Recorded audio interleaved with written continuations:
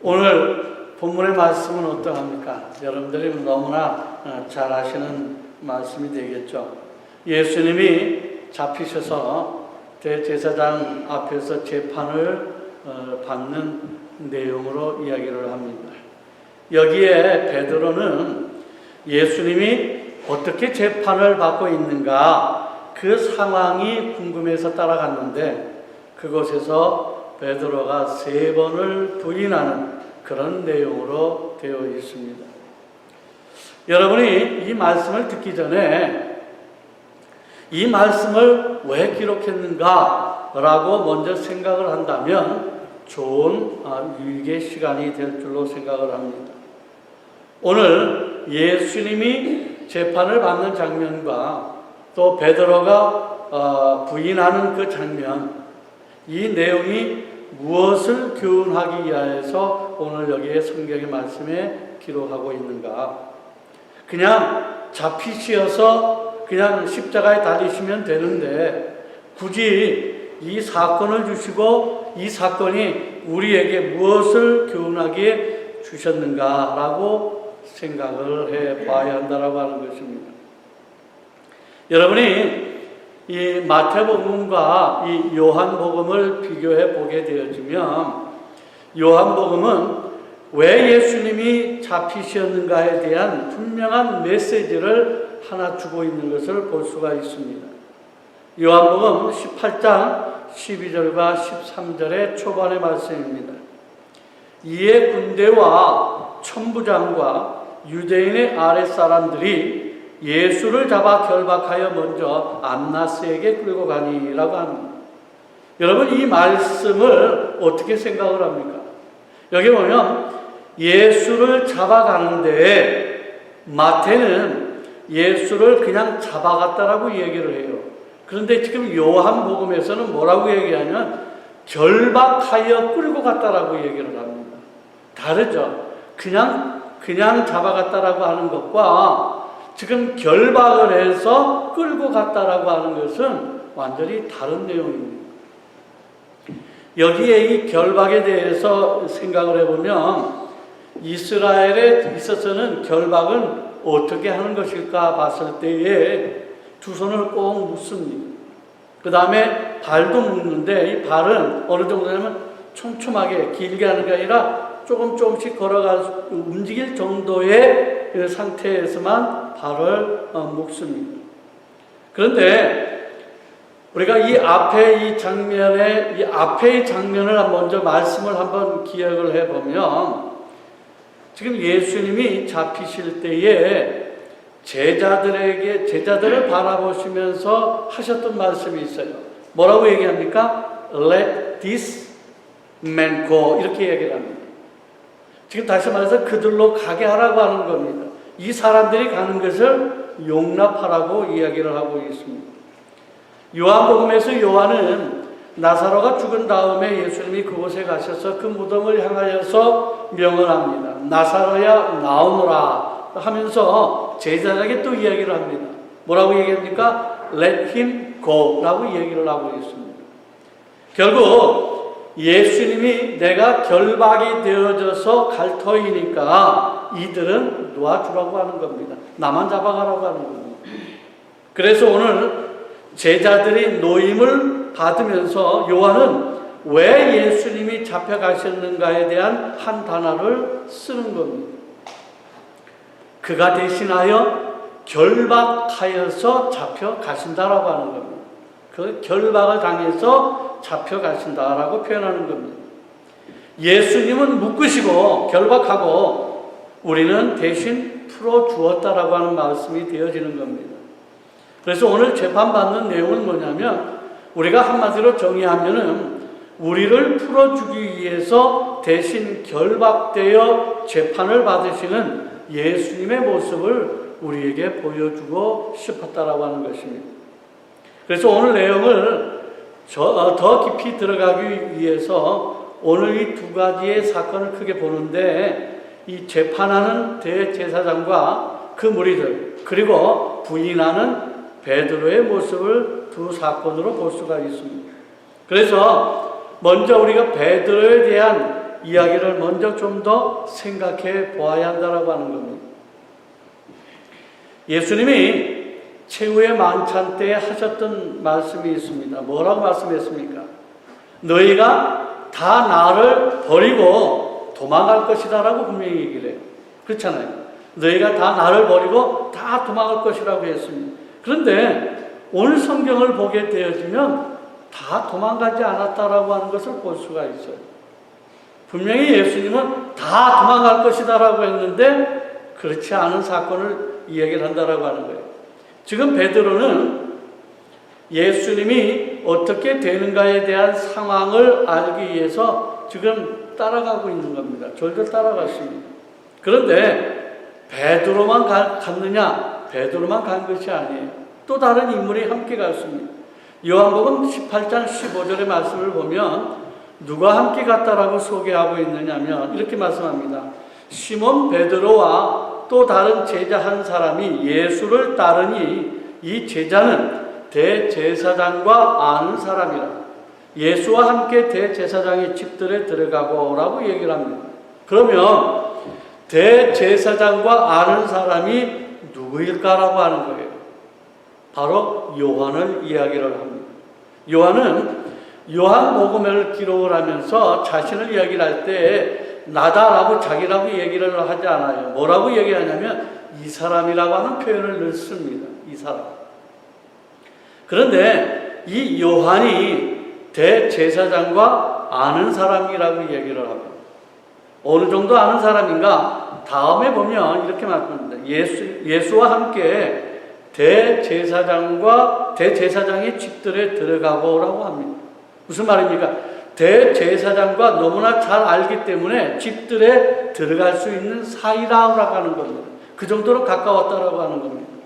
그런데 베드로는 어떠합니까? 16절에 보면 베드로는 문 밖에 서 있는지라 라고 했어요. 문 밖에 서 있다라고 해요. 예수님을 따라갔는데 안에 들어가지는 못했어요. 그래서 문 밖에 서 있습니다. 그런데 대제사장을 아는 그 다른 제자가 나가서 문 지키는 여자에게 말하여 베드로를 데리고 들어오니라고 얘기를 합니다. 지금 요한은 대제사장 집들까지 같이 들어갔어요. 그런데 베드로는 지금 못 들어오고 문뜰에 있는 겁니다. 문 밖에 있는 거예요. 근데 지금 그 요한이 나가서 이야기를 해서 그 베드로를 함께 데리고 들어왔다라고 했습니다. 예수님은 분명 내가 잡힐 때 다 도망간다라고 했는데 여기 지금 베드로와 요한이 함께 있는 것입니다. 물론 재판까지는 따라가지를 못했어요. 지금 간 것은 대제사장의 집들까지는 지금 들어간 것으로 지금 말씀하고 있습니다. 그러면 예수님의 말씀이 좀 이상하지 않습니까? 분명히 다 데리고 다 버리고 도망간다라고 했는데 어떻게 이 두 제자가 예수님을 따라가게 되었을까요? 라고 하는 겁니다. 분명히 한 것은 도망간 것이 아닙니다. 그런데 잘 보면 우리가 육신으로 봤을 때, 눈에 봤을 때 도망가는 모습이 아니라 실제 이들이 얼마나 철저하게 주님을 버리고 부인하는가를 볼 수 있다라고 하는 거예요. 다시 말해서 다 버리고 도망간 것 같은 더 이상의 죄를 이들은 짓고 있다라고 하는 겁니다. 17절에 뭐라고 얘기합니까? 문 지키는 여종이 베드로에게 말하되 너도 이 사람의 제자 중 하나가 아니냐 하니 그가 말하다 나는 아니라 하고. 베드로가 왜 부인했을까요? 베드로가 왜 나는 예수님의 제자가 아니라고 부인을 했을까요? 지금 여기 베드로의 부인을 하고 이렇게 영어에 번역을 쓰면 뭐라고 하니까 베드로의 와이프라고 나와요. 부인. 근데 베드로가 왜 부인을 했을까라고 하면은 번역이 틀려져요. 베드로의 부인하면 베드로의 와이프라고 나오는데 왜 베드로가 예수님을 부인했을까요? 라고 하면 디나이라고 부인하는 것을 나옵니다. 디나이라고 나옵니다. 자, 다시 돌아가서 이 베드로가 왜 예수님을 부인했을까요? 한번 생각해 보세요. 왜 부인했을까? 생명의 위협을 받아서 잡혀서 죽을까봐? 아닙니다. 즉 이미 그 전에 600명의 군사들이 예수님을 잡으려고 왔을 때에 제자들과 함께 있었잖아요. 그런데 예수님이 뭐라고 얘기를 했습니까? 내가 잡혀갈 터이니까 이들을 놓아주라고 했습니다. 그래서 놓아주었습니다. 다른 제자들은 건드리지를 않았어요. 예수님만 잡아간 것입니다. 이들이 보았을 때 제자들은 아무것도 아닙니다. 그러기에 제자들의 생명의 위협을 받을 상황은 결코 아니다라고 하는 겁니다. 그런데 베드로는 부인한 겁니다. 만약에 베드로가 생명의 위협을 받아서 부인을 했다라고 한다면 우리는 이해할 수도 있습니다. 그렇잖아요. 내 생명이 왔다 갔다 하는 판이기 때문에 그것을 그렇게 되어진다고 한다면 이해할 수도 있다라고 하는 겁니다. 그런데 지금은 그러한 상황이 아니다라고 하는 거예요. 문 지키는 여종이 너도 이 사람의 제자 중에 하나가 아니냐라고 할 때에 이 여종이 잡으려고 한 것이 아니라 단지 확인하는 정도의 물음이었다라고 하는 거예요. 생명의 위협을 줄 얘기가 아니었다라고 하는 거예요. 그런데 베드로는 부인을 했습니다. 왜요? 위협을 받아서도 아니고 약해서도 아니고 무엇 때문에? 여기에서 보여주는 것은 뭐냐면 예수님이 왜 대신하여서 결박을 받으시는가? 왜 대신에 죽는 존재가 누구인가를 우리에게 베드로를 등장을 시켜주고 베드로를 통해서 우리가 어떤 존재를 보여주기 위한 것이다라고 하는 거예요. 그가 연약해서 할 수 없는 것이 아니라 그는 부인할 수밖에 없는 존재인 것을 보여주고 있다라고 하는 거예요. 부인할 수밖에 없는 존재. 한마디로 인간의 나약함. 베드로는 분명 나는 죽어도 부인하지 않겠다라고 하는 자신감이 분명히 있었습니다. 그렇잖아요. 다른 사람들은 다 부인해도 나는 안 하겠다라고 분명히 얘기를 했어요. 철저하게 자기를 신뢰하는 모습을 이야기를 하고 있습니다. 어디 보면 다른 제자들도 마찬가지입니다.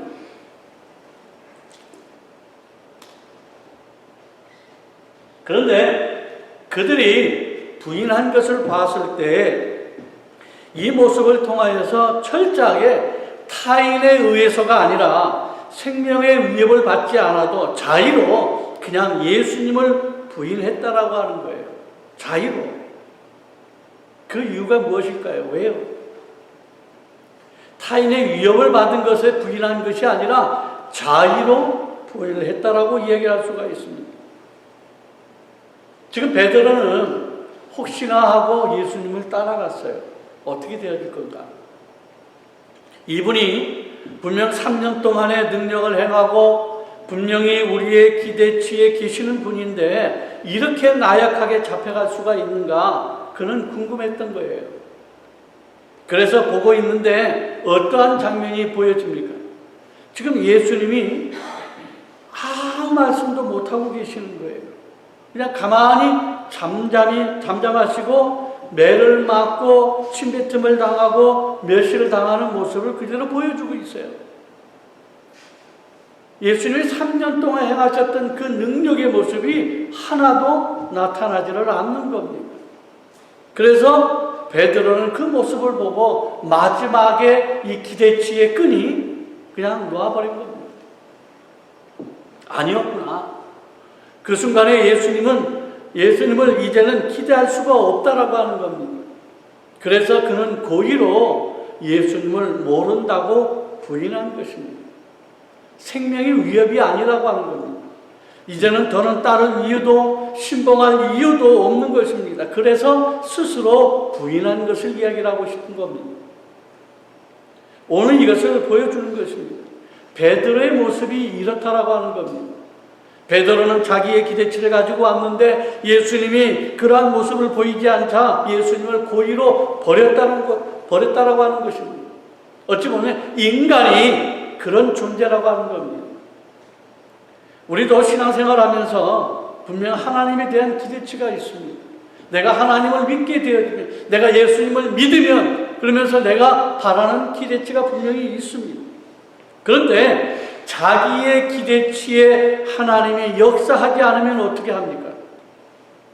내가 스스로 신앙을 버릴 수 있는 그런 존재라고 하는 것을 이야기를 하는 겁니다. 여기에서 베드로는 우리를 대표하고 있는 존재입니다.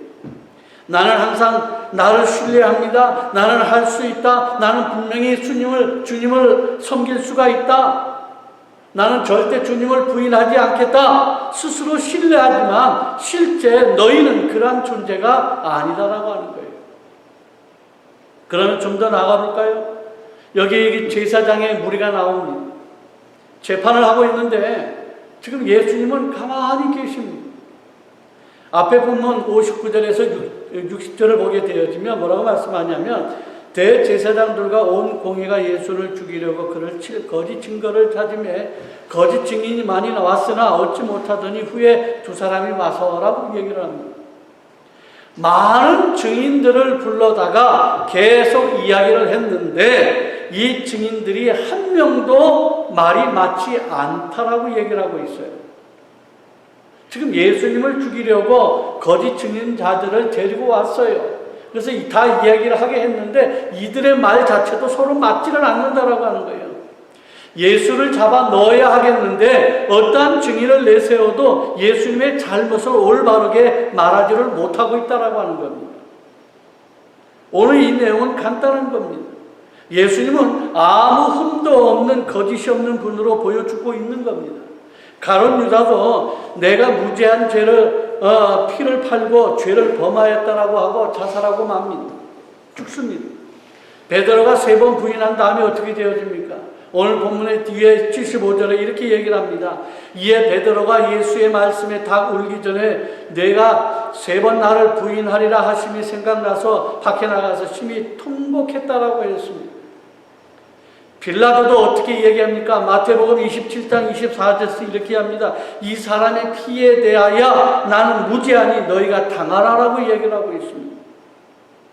계속해서 나오는 것은 이분은 아무 잘못도 없는 것을 재판 가운데 오히려 계속 증거하고 있다라고 하는 것을 보여주고 있는 거예요.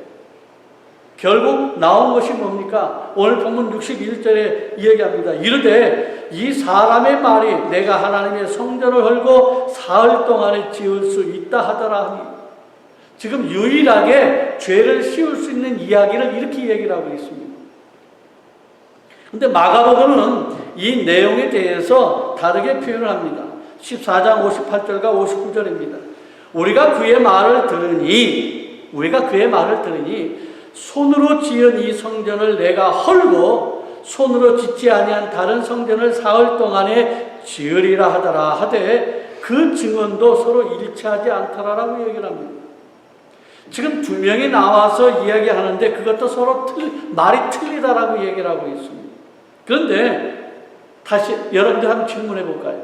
예수님이 이런 말씀을 하신 적이 있습니까? 없습니까? 지금 여기 보면 손으로 지은 이 성전을 내가 헐고 손으로 짓지 아니한 다른 성전을 사흘 동안에 지으리라. 지금 증인들은 이 말을 가지고 이야기를 했어요. 그러면 실제 여러분들이 성경을 보면서 예수님이 정말로 이 말씀을 했습니까? 안 했습니까? 아니 지금 성경 안 읽어봤잖아요. 너희가 헐라 틀리죠? 네. 뭔가가 아닌 것 같죠, 내용이. 자, 보세요. 없어요. 절대 이를 한 말씀이 없어요. 지금 예수님은 이 말을 하신 적이 결코 없습니다. 오늘 본문 마태는 60절과 61절에 뭐라고 말씀합니까? 두 사람이 와서 이르되 이 사람의 말이 내가 하나님의 성전을 헐고 사흘 동안에 지을 수 있다 하더라 라고 얘기를 했어요. 증언한 거예요. 지금 내가 예수님의 성전을 헐고라고 이야기를 했습니다. 그런데 예수님이 정말로 하신 말씀이 어디 있느냐면 요한복음에 직접 하신 말씀을 봐야 돼요. 요한복음에 예전에 2장 19절에 보면 분명히 어떻게 말씀했는가 볼 수가 있어요. 예수께서 대답하여 이르시되 너희가 이 성전을 헐라 내가 사흘 동안에 일으키리라 라고 얘기를 했어요. 분명히 예수님이 하신 말씀입니다. 뭐가 다릅니까? 내가 허무는 것이 아니라 너희들이 이 성전을 헐라라고 얘기를 하고 있는 겁니다. 틀리죠? 그러면 너희들이 이 성전을 헐면 내가 사흘 동안에 일으키리라 라고 말씀하고 있는 겁니다. 지금 20절에서 22절을 보면 뭐라고 말씀합니까? 유대인들이 이르되 이 성전은 46년 동안의 지었건을 내가 3일 동안에 일으키겠느냐 하더라. 그러나 예수는 성전된 자기 육체를 가리켜 말씀하신 것이라. 죽은 자 가운데서 살아나신 후에야 제자들이 이 말씀하신 것을 기억하고 성경과 예수께서 하신 말씀을 믿었더라 라고 말씀합니다. 너희가 성전을 헐라라고 하는 것은 너희가 나를 죽이라라고 하는 겁니다. 나를 죽이라고 하는 겁니다. 그러면 내가 사흘 후면 다시 부활하겠다라고 하는 말씀을 성전을 빗대어서 하신 말씀이다라고 하는 거예요. 이게 진리예요. 그런데 이 두 증인은 무엇을 말합니까? 이 사람이 자기의 손으로 성전을 헐고 다른 성전을 짓겠다라고 말을 하고 있는 겁니다. 이 말은 맞지 않는 것입니다. 그래서 예수님은 어떠한 답변도 여기서 하지 않는 거예요. 그 말이 틀리니까 답변할 가치가 없는 거예요. 그래서 아무 말씀도 안 하신 겁니다. 이렇게 이들은 어떠한 증인을 내세워도 예수님의 잘못을 이야기를 하지를 못한 것입니다. 이렇게 분명하게 죄가 없으신 분으로 우리를 대신할 수 있는 자격을 갖추신 분으로 우리에게 보여주고 있다라고 하는 겁니다. 그런데 오늘 이 내용을 왜 주는가 하면 죄 없는 그 예수님을 심판하는 무리가 누구인가를 말씀하고 있다라고 하는 거예요. 이 무리는 누구인가? 여기에 개인적으로 베드로를 등장시키고 있지만 이스라엘을 대표하고 있는 이 대제사장들과 무리가 소개되고 있습니다. 무리는 누구입니까? 제사장, 장로, 서기관, 율법 선생들의 구성원을 지금 얘기를 하고 있습니다. 다시 말해서 이스라엘을 대표하고 있는 모든 사람들을 다 이야기를 하고 있는 겁니다. 이 사람들이 모여서 지금 예수님을 심판하고 있는 겁니다. 예수님을 죽이려고 불법을 행하고 있다라고 하는 겁니다. 가장 하나님을 공경하고 말씀에 순종해야 할 그들이 얼마나 철저하게 부패하고 썩었는지를 보여주고 있다라고 하는 겁니다. 여러분 정말로 우리가 말씀 가운데 이들이 얼마나 이 철저하게 잘못되어진지를 발견할 수가 있어요. 먼저 재판하는 과정을 볼 수가 있어요. 여러분 재판은요 밤에 할 수가 없습니다. 구약에 보면 재판은 해가 떠가지고 해가 질 때까지만 하게 되어 있습니다. 밤에는 할 수가 없는 겁니다. 그런데 그들은 밤에 잡아와가지고 밤에 재판을 하는 겁니다. 이것은 스스로 자기들의 율법을 깨면서 심판하는 모습을 보여주고 있다라고 하는 거예요. 그러니까 율법을 어겨가면서도 재판을 하고 있다라고 하는 겁니다. 또 한 가지는 재판을 안식일 전이나 6월절 전날에는 재판할 수가 없습니다. 왜냐하면 재판을 이틀에 걸쳐서 하기 때문에 그렇다라고 하는 거예요. 이것은 이스라엘의 율법입니다. 왜냐하면 재판을 하고 그날 무죄하면 그 시간에 선포를 합니다. 그런데 만약에 유죄가 되어질 경우에는 다시 한번 죄를 심판하기 전에 하루 동안에 다시 한번 점검을 해서 그날에 공포할 수가 없다라고 하는 거예요. 공포해서는 안 된다라고 하는 겁니다. 그러기 위해서는 이틀이 필요한데 안식일인 6월절에는 공포할 수 없기 때문에 이날에 잡아갈 수가 없다라고 하는 거예요. 그래서 마땅히 율법을 알고 있는 선생들이 스스로 율법을 어기고 바로 6월절 전날 예수님을 잡아갔다라고 하는 겁니다. 그리고 구약에 보면 잡아올 때는 분명하게 변호인을 내세워야 합니다. 그런데 예수님에게는 변호인도 세우지를 않는 거예요. 그리고 대제사장은 심판에 절대 참여할 수가 없습니다. 그런데 대제사장은요, 나중에 심판만 하고 하는데 거기에는 변호인과 검사만 이야기하게 되어 있습니다. 그런데 대제사장이 직접 말을 꺼낸 것도 율법을 어긴 겁니다. 그리고 더 어긴 것은 무엇이냐면 예수님을 잡으려고 거짓 증인을 지금 데리고 왔다라고 하는 겁니다. 실상 그들은 예수님을 잡을 권한이 있는 것은 아닙니다. 그러나 그들은 이 사람이 하나님을 모독했다라고 하면서 사형에 해당된다라고 선포하고 있는 겁니다. 공포는 그 다음날 하는 것이 분명한데도 불구하고 오늘 선포해버리는 겁니다. 무죄만 일대만 선포하는데 유죄라고 얘기를 하면서도 그날 선포할 수 없음에도 그 다음날 해야 되는데 그냥 바로 그날 해버리는 겁니다. 이 일들이 이스라엘을 대표하고 있는 당시의 율법의 선생들이나 서기관들, 제사장들, 장로들의 모습이 어떠한지를 보여주고 있다라고 하는 거예요. 정말 이렇게 악하고 간사한 방법으로 예수님을 죽이려고 했다라고 하는 겁니다. 우리가 얘기할 때 영적으로 정말로 무능하고 가증한 자들입니다. 영적으로 어두웠다라고 하는 겁니다. 이들이 내가 하나님의 아들 그리스도인지 우리에게 말하라 라고 이야기를 할 때에 예수님은 내가 말하였다라고 얘기를 합니다. 그럼 여러분 같으면 어떻게 하겠습니까? 여러분, 최소한 예수님이 3년 동안 이적과 기적을 행하는, 즉 죽은 자를 살리고 병든 자를 고치시고 이런 많은 일들을 했잖아요. 이런 소식들을 이미 이들은 다 듣고 있었어요. 다 알고 있었다라고 하는 겁니다. 그러면 정말로 그들이 하나님을 두려워하는 생활을 한다면 한 번 정도는 정말로 그러한가 라고 생각할 필요는 있었다라고 하는 겁니다.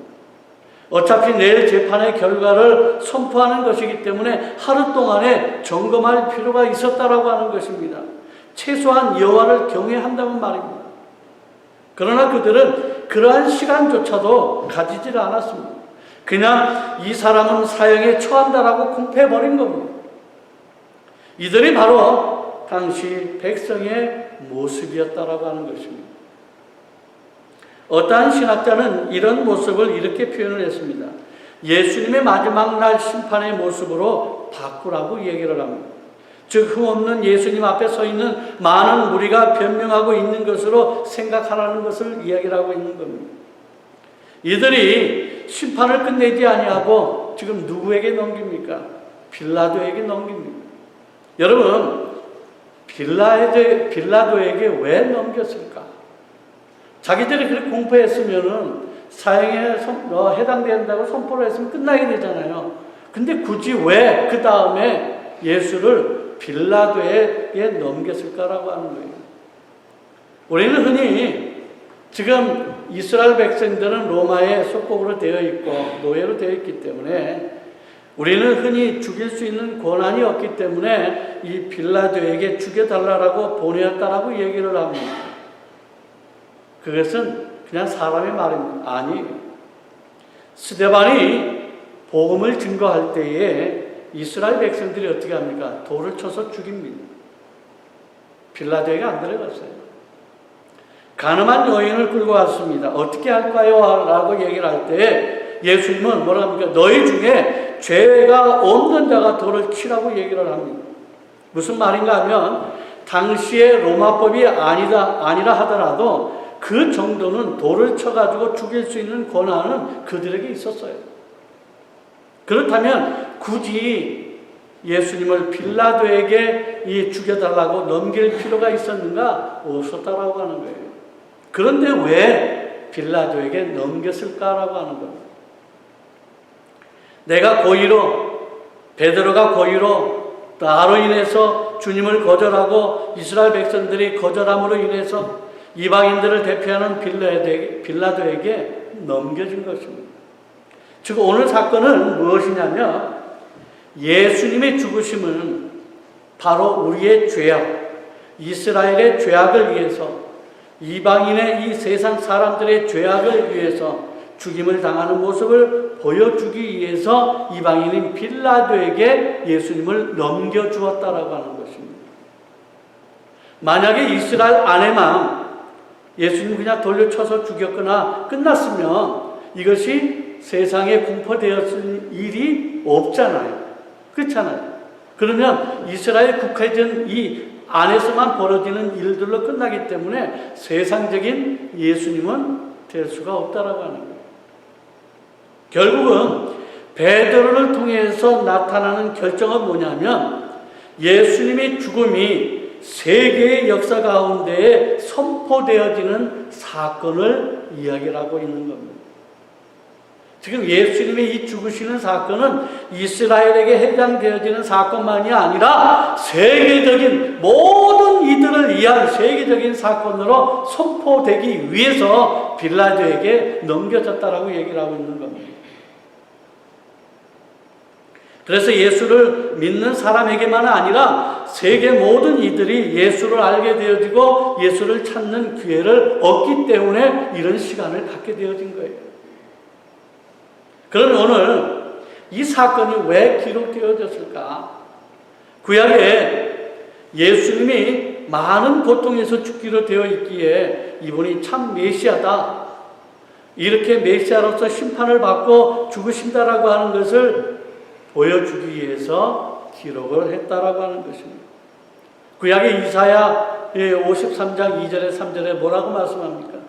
그는 주 앞에서 자라나기를 연한 순 같고 마른 땅에서 나온 뿌리 같아서 고운 모양도 없고 풍채도 없은즉 우리가 보기에 흠모할 만한 아름다운 것이 없도다. 그는 멸시를 받아 사람들에게 버림을 받았으며 간고를 많이 겪었으며 질고를 아는 자라. 마치 사람들이 그에게서 얼굴을 가리우는 것 같이 멸시를 당하였고 우리도 그를 귀히 여기지 아니하였도다라고 말씀합니다.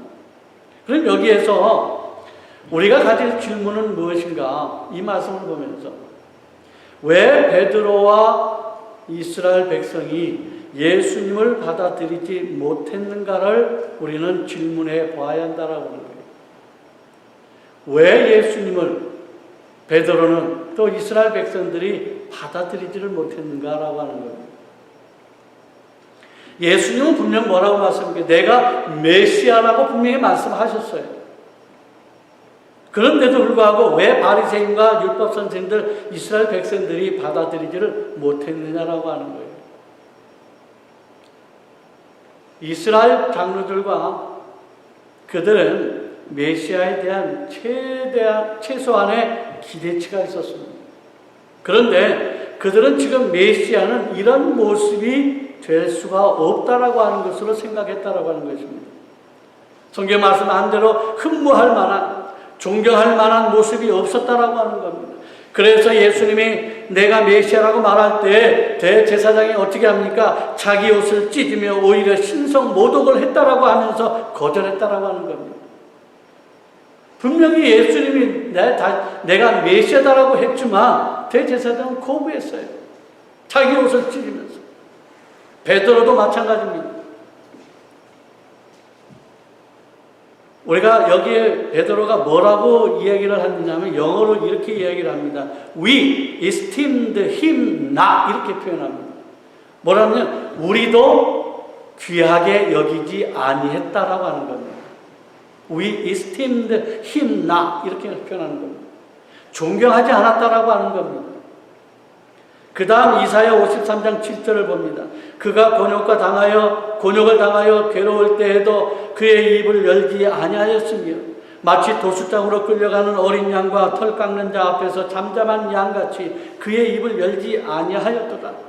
그러면서 9절에 그는 강포를 행하지 아니하였고 그의 입에 거짓이 없었으나 그의 무덤이 악인들과 함께 있었으며 그가 죽은 후에 부자와 함께 있었도다.